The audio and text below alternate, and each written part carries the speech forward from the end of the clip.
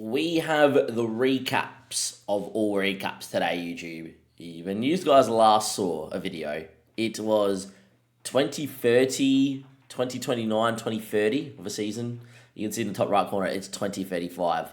Today is about full disclosure. What's gone on in the last 5 seasons? Why has there been such a big jump in the YouTube videos? And of course, how have we gone on in the Champions League, etc. With that all being said, give this video a like. Let me know if you like this sort of video, because I'm planning on doing this as my FM25 content. And on top of this as well, let's go run that intro and then explain everything that needs to be explained.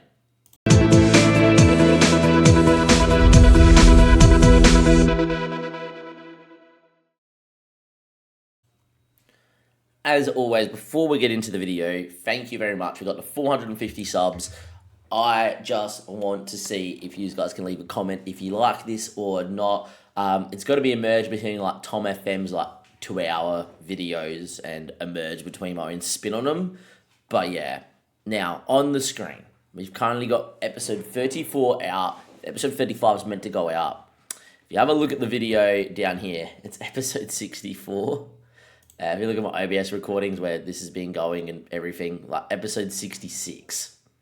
Now, what that means, if I upload a video every single day with no break, no day off in between videos, that is 30 odd days, the whole month behind. And I don't think that is sustainable for us. Secondly, I upload videos every 2 days. That's now 2 months. That means it's now the 2nd of the 5th, and the videos that you're watching were done at the start of March, end of Feb. That means that A, you guys can't stay up to date, and B, what it also means is that we run the risk that I can finish this save, but can't really start anything else until I let the YouTube catch up, and that could be a month or two. Now, what I will say as well, I've just had a month off playing poker for, in general. I played over 100 hours January, February, and in March I came 5th in the main event, and it was a very deep run, played quite a lot of hours in March. I took April for what it needed to be, which was a month off, and that's caused me to stream FM nearly every day and play this many games. So I thought the best thing to do is sit there, relax. I'm going to recap every season, going to go through all the key sort of results and how we went in the Champions League and the signings and stuff. And then when we get to the season that we currently just finished, we'll probably discuss that one a little bit more in depth and maybe still get out some live comms from that season as well. So let's go back, all the way back to 2030-31, because that is the season that you guys need to see. And in this season was the first real year that we went big in terms of massive amounts of sales. We cracked the 50 million mark. Biggest sale was Dennis 5, and sold him on for 24 million for his release fee to Southampton. And as you can see, barely played until Southampton were in the championship, where he did okay, and he's now gone to the MLS for 8.25 million. Look, to get a guy in on a free and then sell him like that was pretty awesome. On top of that as well, some other sales there, just worth mentioning, of course, as well. Conser, club legend, absolutely fantastic. Sold him in 20 mil to Burnley, where he's been playing at Burnley in the Premiership and in the Championship quite a little bit. And the lucky last one, and we have played Isra Takawi a bit in the Champions League. The man, the myth, the legend, went back to Saudi for his 17 mil release fee, which I was very unhappy with. And then he went for big old money for 41 mil to Bayern Munich, where he's been a bit of a rotation. He's squad player, and look, he looks fantastic. And I would love to still have him, not going to lie. But Isra went. That means we needed replacing people, and we lacked homegrown talent for the Premier League.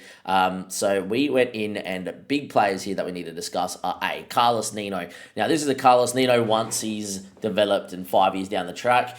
He didn't look this good when he was 18 years of age, obviously. That's what Carlos Nino looks like now. Fantastic player and definitely part of the first team. You have George, who we picked up and we sold, so we'll touch on George if we sell him. The Eno is still here as our goalkeeper and is world class. Has grown into a great keeper, very well rounded. And I think this was also the time we sold Caleb Anson as well, guys, if I just remember briefly. Sold Caleb Anson late doors. We did to Ajax, and we got the full 12 million because he played all these games. And he's now gone to Empoli. Helder Matos, we'll touch on when we sell him. Sebastian Herrera. I'm going to touch on now because he turned into a really key player for us. And then he ended up going to Real Madrid. And we'll touch on that when that actually happens. But Herrera was important. Alessio, I'm going to touch on him when we sell him. Damien Cardoza is still here, part of the first team as well, playing in a different role, and we'll touch on the new system that YouTube has not seen, but we've been using for a few years now on Twitch. Great player, as you can see, he's developed pretty well into a more defensively minded winger, so to say. Very good mentals, very decent physicals, very rounded, loves being a squad player. He's currently unhappy because he wanted to go to Saudi, which all my players are at the moment. Cardoza was good. Gustav Ottosson, outrageous, grown into one of the best players I've ever used on Football Manager. As you can see here, great. I think I showed him in a couple of episodes in the lead up before the recap, and he looks fantastic, obviously, there for 10.5 million. We then picked up Enrique Engeli for the biggest amount of fee that we paid in the save at this point, and this one definitely was a mistake. We looked at his mentals and physicals, gone, this guy's going to develop. Did not develop at all, and ended up selling him for 11 mil to Bristol, but we get 50% whatever he sells on for, and at the moment he's playing okay for Bristol. He's worth 35 to 50 million, so if he sells for 50, we're going to get 25 million of that, so I'm pretty okay with when he eventually gets sold. He's currently wanted and asking to leave, so I'm hoping he gets a nice big bid and we get 50 mil. We get a 50 mil bid for Bristol and we get 25 mil and we make a good amount of profit. But yeah, that was Enrique Engeli. Now, in terms of schedule 2031, if we have a look from the league, you can see there is a lot of green, and we had a 4-4-2, and during this season we switched into a 4-3-3, and it did look good. We obviously won the league pretty comfortably. With that being said, we look at the Champions League because that's what you guys really care about, let's be honest. Against Arsenal, we did okay. We moved into a 4-3-3 to be more defensively solid, and it did work to an extent. As you can see here, we started pretty well against Apoel and Bayern, played okay against Napoli, and then against Porto and Fulham, we got very, very, very, very unlucky, but also the 4-3-3 showing that it's a decent system. I hope you stay defensive, but if you concede first, it doesn't get back in the game. It wasn't a system that really clicked or gelled with the team. See the 4-4-2, the lower level 4-4-2, we still used it a bit, and we tried to play 4-3-3 in the big games and then 4-4-2 in the lesser games. And in the end, we needed some luck against Juve. We were down to 10 men with Mariba, 1-0 down, out of the Champions League. Your boy DeFranco scoring in this game, which is always nice to see. And yeah, we did what we needed to do, and that was pretty good. Said Dennis scored, so that means Dennis got sold for the start of the next season, but yeah, it's fine.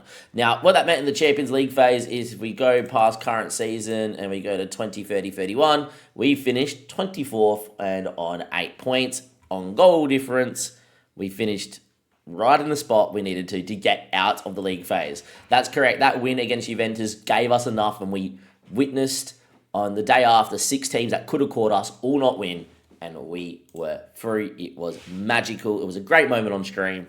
And as always, you should probably check out our stream. Links are down below. I'll run the Twitch link at some point as well, or the Twitch plug. I stream nearly 95% of my matches on Football Manager on stream, so you may as well just come and have a watch. I'm also back playing poker online as well, so you guys can definitely come and watch that too if you're interested. We drew Arsenal, who, by the way, Arsenal in the Champions League, if we have a look at this, won the Champions League a couple of times in the save. And look, we lost 3-1 at home in a game we played okay in, and then the 4-3 held strong, and we did a very good job. To end the season, though,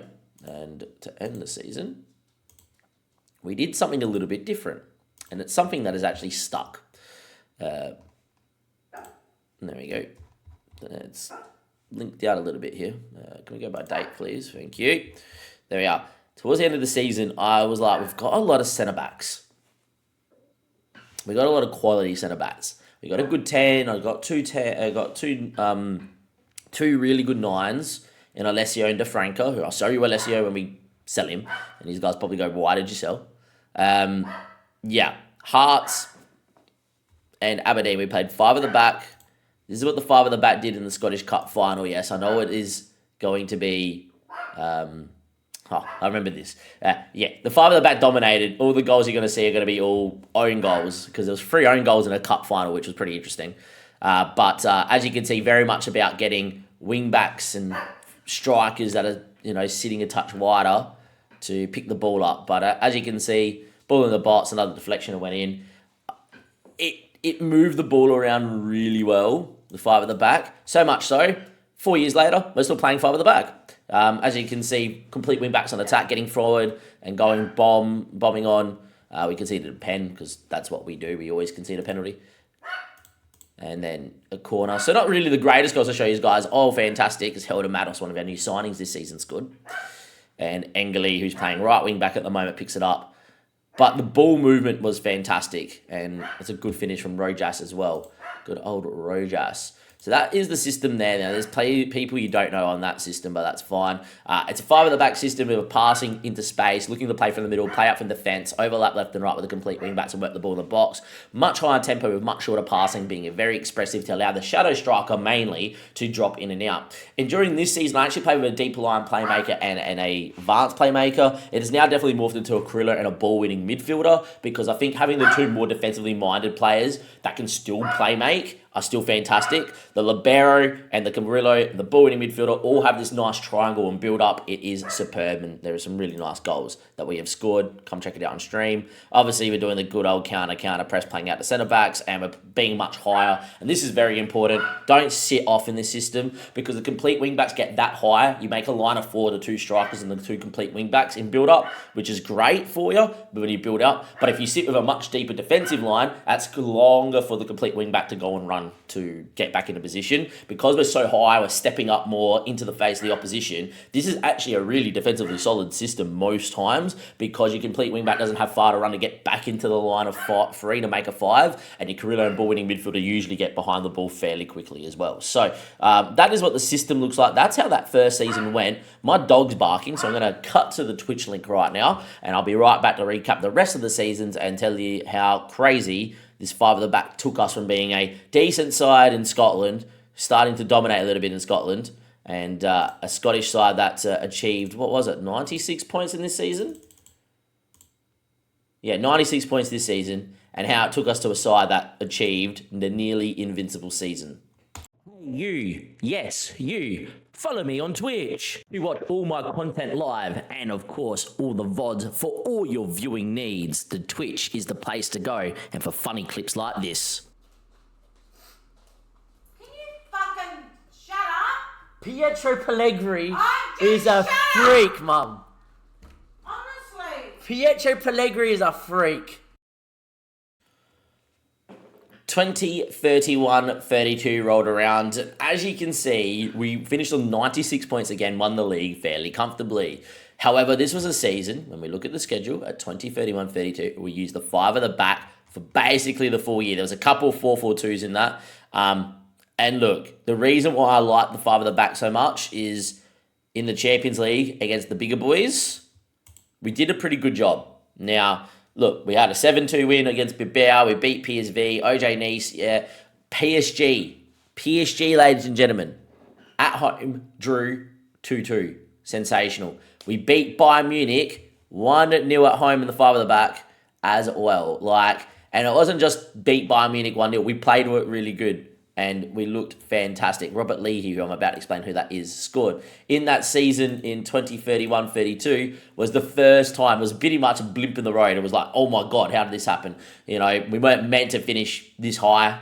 We drew to PSG, we beat Bayern Munich for goodness sake. And the five at the back in its first ever season got us into 6th in the league phase. It means we were absolutely loving life, and we were seeded for the knockout stage, the round of 16, I should say.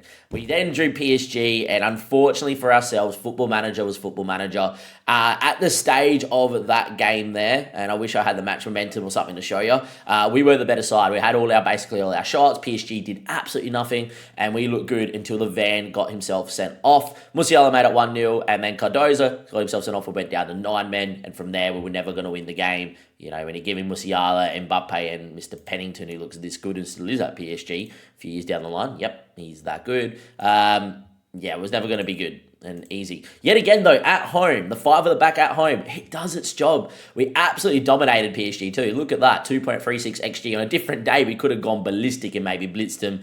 But with their one big moment, they did score 1-1. Nice not to lose against PSG. Means against PSG twice and Bayern Munich, at home, we went win, draw, draw. If you're doing that, that's a pretty damn good form for a little old side from Scotland. I was over the moon with the five at the back. In terms of the league and everything else, we went ballistic. It was fantastic. We looked, outrageous, only losing a couple of games. And then transfer-wise, we go to transfer history and we go into 2032. We didn't do too much, but there is some big name players that we have to discuss here as well. And, in terms of on the outs, we obviously had Dennis Five get sold, and then Omar El Sayed, one of the youngsters we picked up, got sold. James Lynch, club legend, still nice to see him. Sold him on to Palmer for 15 mil. Us moving five at the back meant we didn't need any wingers, and James Lynch was kind of at his level anyway.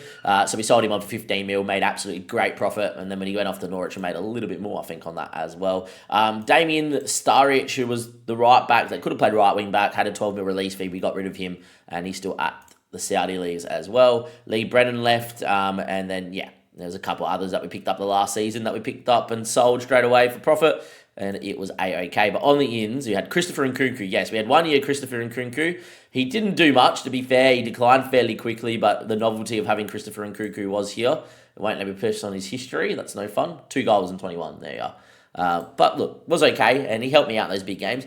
Denzel Hall didn't do much. And then we got a couple of guys that were first-team players that were fantastic. So the Tim Tam, oh so good. We call him the Tim Tam. 1 decade and a half. His name was Julian Vargas. Obviously, if you're not from Australia, Tim Tams are these little wafer biscuits that are magical. Absolutely love them. Have a look how good he's developed into now. But as a 17-year-old just turning 18, he was very raw but very good. And my player was actually playing in the libero. Look, don't get me wrong, as a libero, he probably is not bad. He's one of the better liberos around, but this guy has to play in the middle of the park, has to be getting forward to score goals, which he has done over the years, as you can see here. Chipping him with a few goals here and there. What I really like about him is that he loves a big game, I think, by memory. No, not him. Okay. Very consistent player, homegrown now, star player, world-class talent. This was... And a couple of the other guys I've shown you, the moment that we went from being, okay, you're just a good Scottish side, to, you're starting to get some talent that can develop into really good for Europe. Pizarro is another one.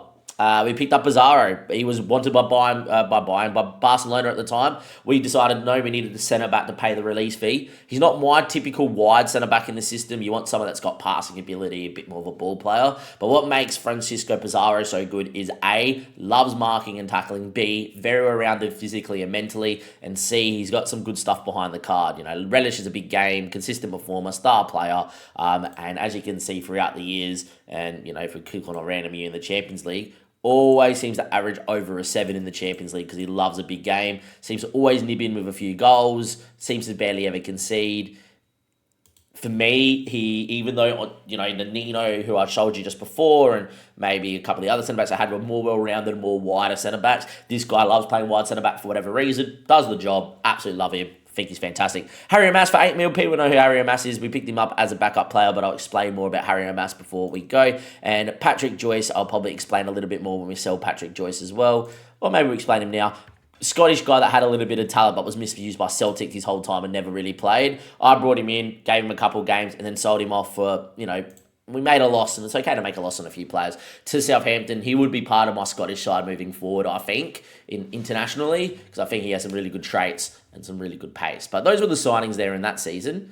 Let's move on to, I reckon, 2032-33.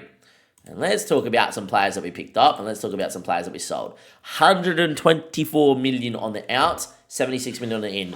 Big boy sales indeed. Fabio De Franca, club legend. We salute. That is correct.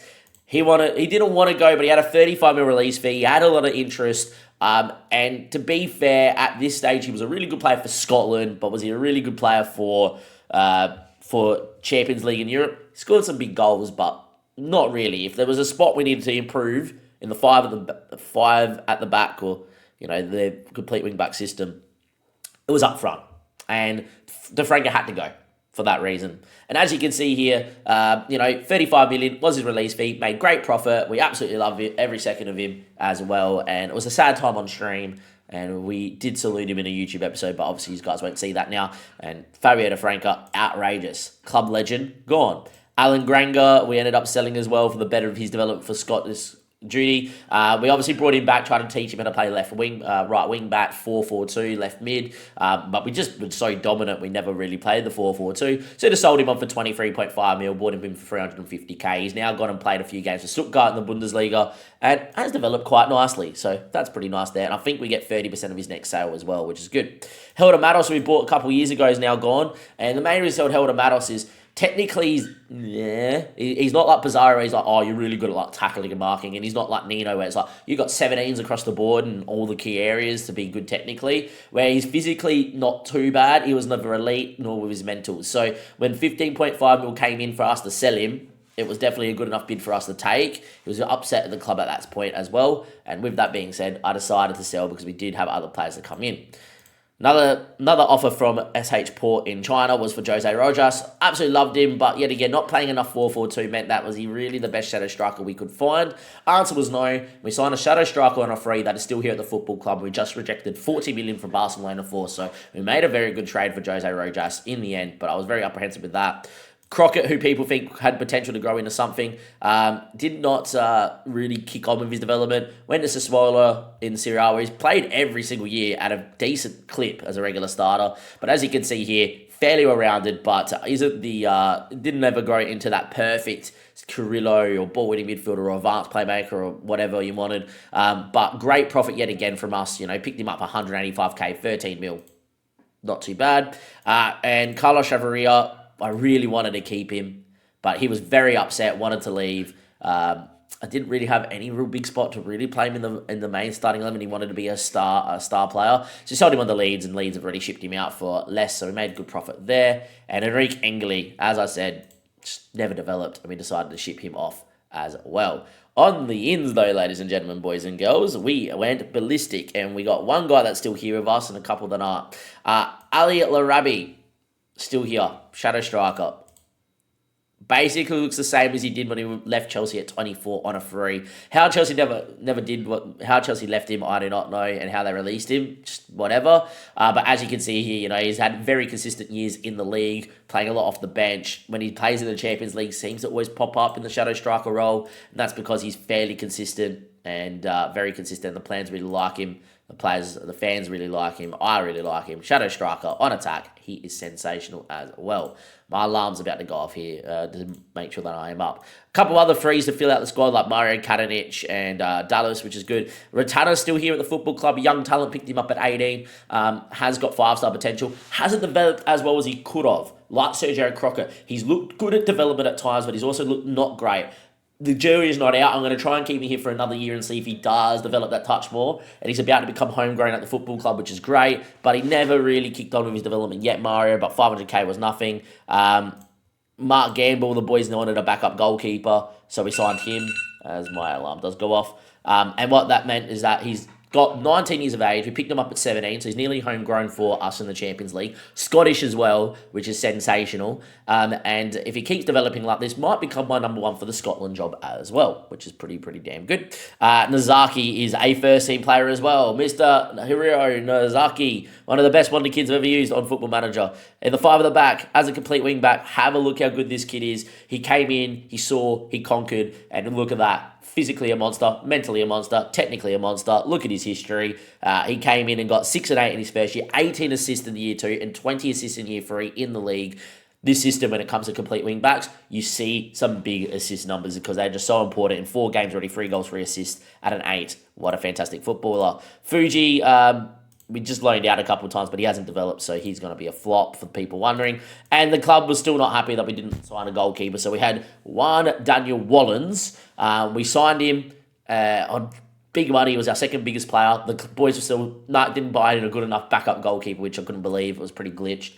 They got over it, thank God, and we shipped him out pretty quickly once the boys got over it too, but it was not bad. Weston McKenna, yep, we brought him in for a year as well, Weston McKenna. Had better physicals back then, but he's really dropped off now. Yeppie Hansen the third, I wanted him to stay. That's obviously a throwback to SFB days. But now every time we get someone called Yeppie, we call him Yeppie Hansen after our FFB save. But sold him pretty quickly to Fiorentina as well, and we'll tell you how much. But the big ticket item, and he's already gone to Inter. Sean Niles Madebi, fantastic physicals, great mentals, great technicals. Look how good he is. He was outrageous. Did he do what I wanted him to do for us? Not really, to be fair. At 21 and 29, 11 and 4, and in the Champions League only scored 4 goals. So I decided when a big came in for him for Inter, I decided to sell. In terms of the competitions, if I go into, let's go league table first. 2031-32, and we're in 2031, 2032-33. Okay, here we go. This is the big boy year. Lost one game. 137, 111 points. Oh, so close to the 5 at the back producing the invincible season. Nearly happened, did not happen. Let's go and recap that loss, which was to Queen's Park. I remember it vividly. They also drew with us 0-0 that year too. Queen's Park, where are you? It's the only red thing in the league. There we go. Nope. That's... Celtic was our only loss? I don't think we lost only Celtic. I think it was Queen's Park that cost us. Queen's Park 2-1.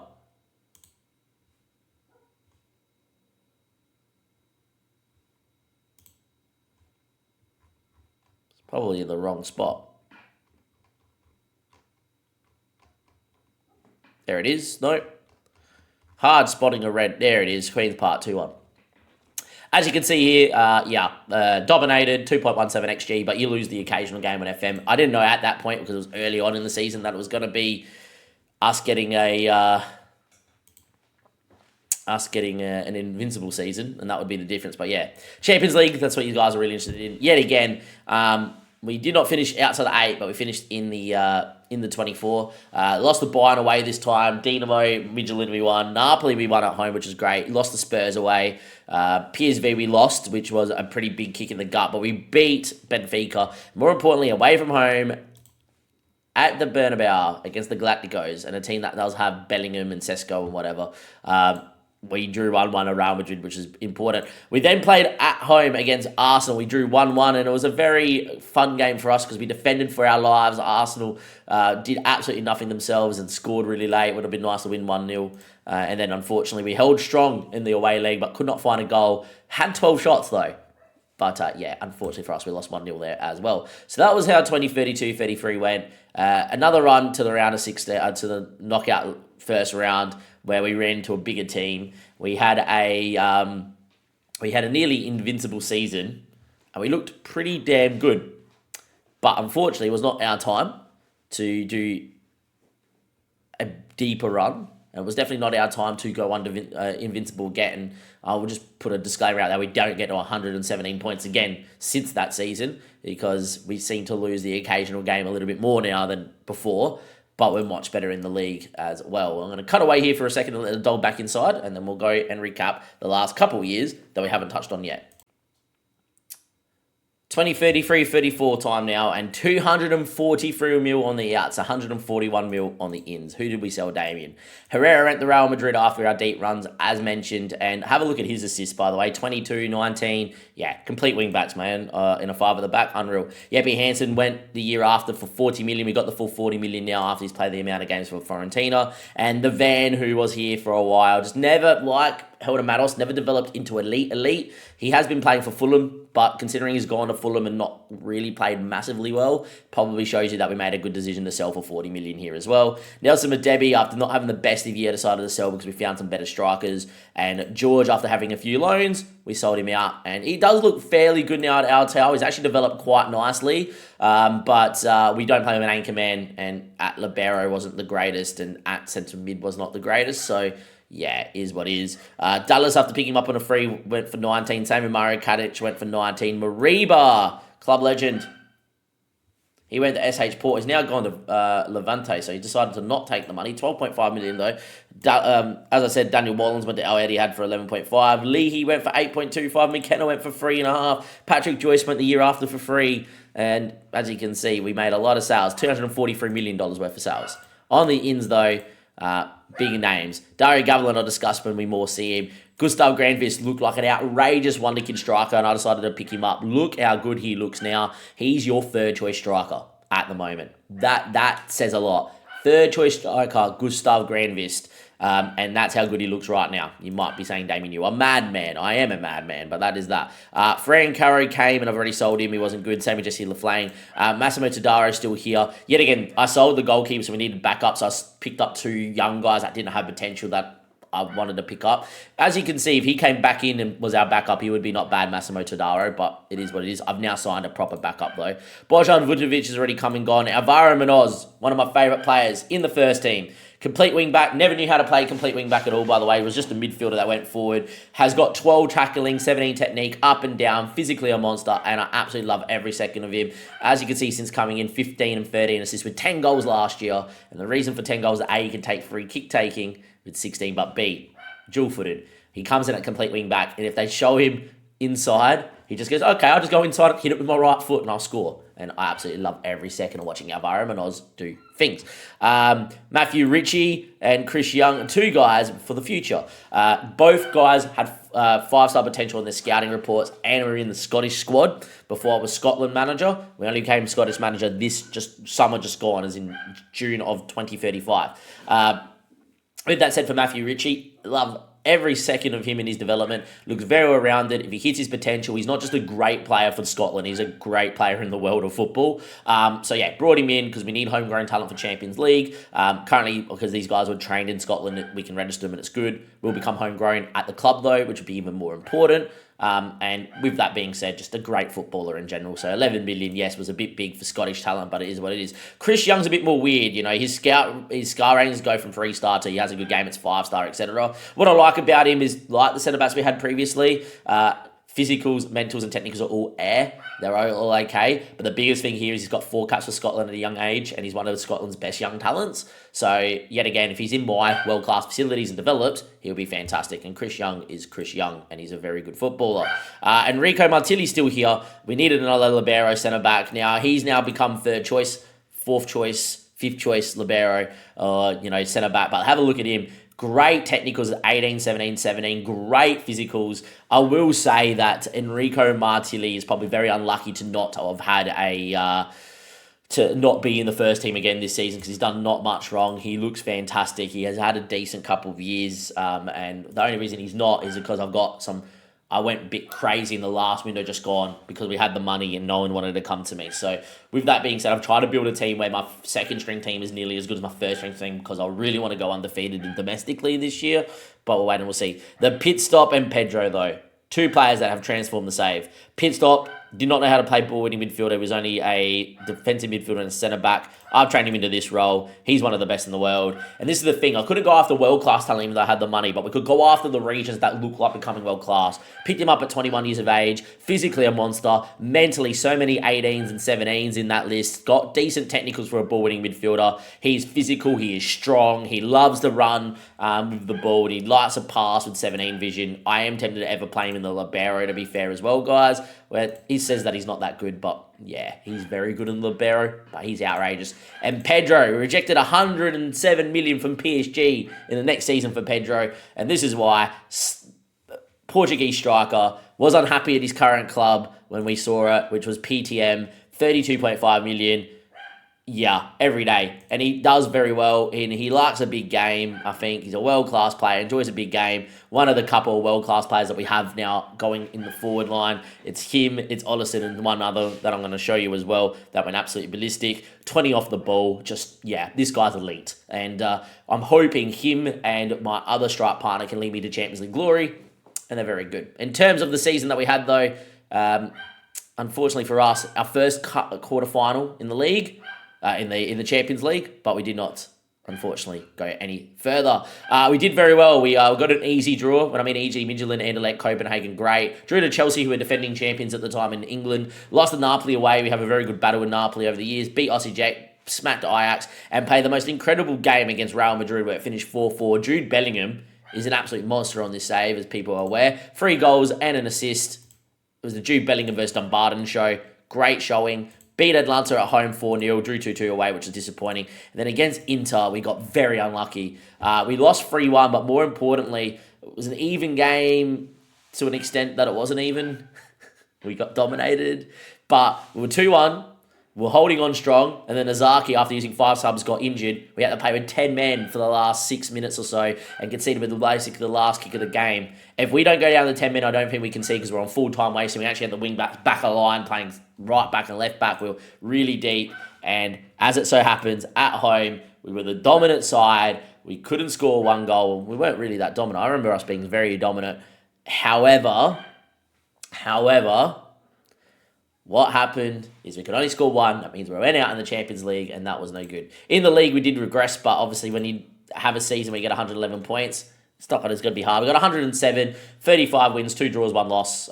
Nearly went undefeated again. Our loss this time, though, did come early on in the season to Celtic. But no, it didn't. It actually came in between the Inter games. I fully rotated for Celtic, trying to beat Inter, and we got beat, which does happen.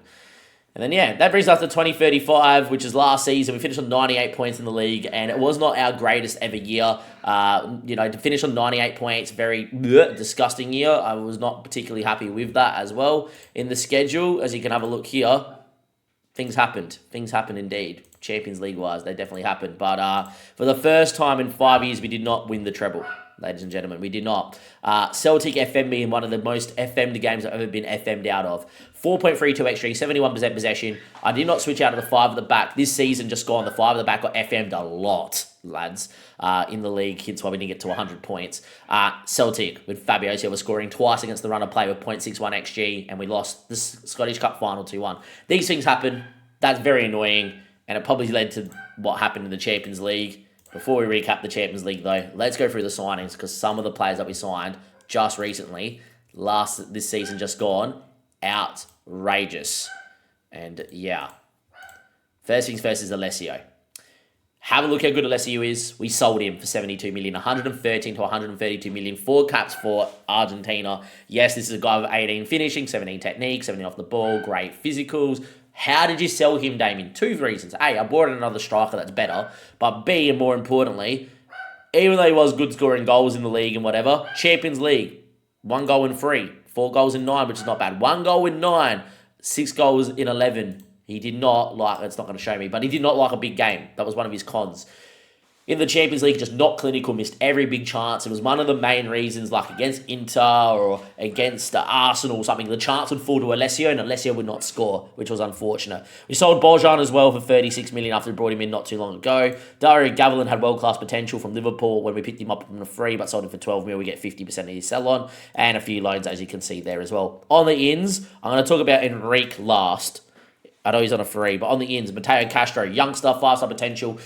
This year, I've signed a little bit more at centre-back, so he's now just sitting around, but that's fine. The Ivan Drago, we needed another striker. Obviously, we sold Alessio. Here's your backup striker because Enrique's a striker, and we picked him up on a free, and he's better than Alessio. But yeah, Ivan Drago, because he's Russian, the Ivan Drago. Have a look at him. Great mentals, great pace, and great technicals. Great footballer. Absolutely love the Ivan Drago. He's fantastic. Morgan's the same as when we signed Matthew Ritchie and we signed Chris Young. 5-star talent at 16 years of age. Spent big money. Here's the money, Aberdeen. I'll develop him. You go buy people to make yourself better for Scottish football.